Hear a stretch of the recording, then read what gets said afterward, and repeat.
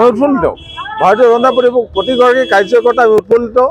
ভাৰতীয় জনতা পাৰ্টিৰ বিভিন্ন ৰাজ্যত আমি জয়ী হ'বলৈ সক্ষম হৈছোঁ। বিশেষকৈ আমি অসমত অনুষ্ঠিত হোৱা 5টা উপনিৰ্বাচনত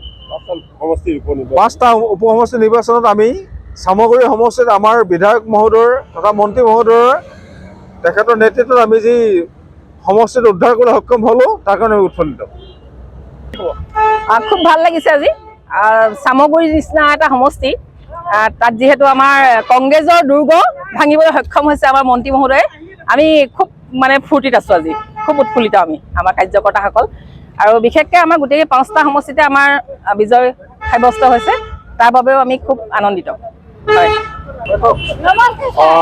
আজি আমাৰ বিজেপি যিটো আমাৰ বিশেষকৈ অসমত যিটো বিজয় আমাৰ বিজেপি 5টা সমষ্টিতে বিজয় হৈছে, বিশেষকৈ চামগুৰিৰ নিচিনা সমষ্টিত কংগ্ৰেছৰ দুৰ্গ বুলি কোৱা হৈছিল, সেই দুৰ্গটো আজি আমি বিজয় সাব্যস্ত কৰিবলৈ সক্ষম হৈছোঁ। লগতে মহাৰাষ্ট্ৰৰ নিচিনা বিশেষ এখন ৰাজ্য, বিশেষ 2 নম্বৰ ৰাজ্য উত্তৰ প্ৰদেশৰ পিছতে ডাঙৰ ৰাজ্য, তাতো আমাৰ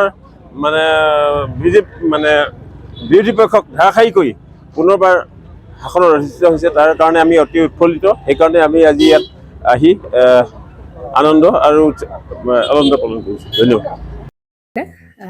জুবিন গাৰ্গৰ গীতসমূহৰ ওপৰত আধাৰিত গানে কি আনে নামৰ এটা সুন্দৰ অনুষ্ঠান আপোনালোকৰ ওচৰলৈ আহি আছে অতি শীঘ্ৰে।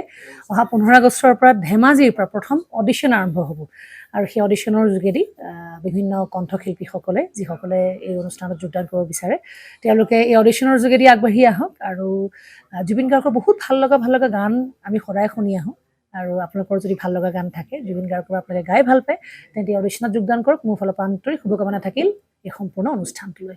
ধন্যবাদ।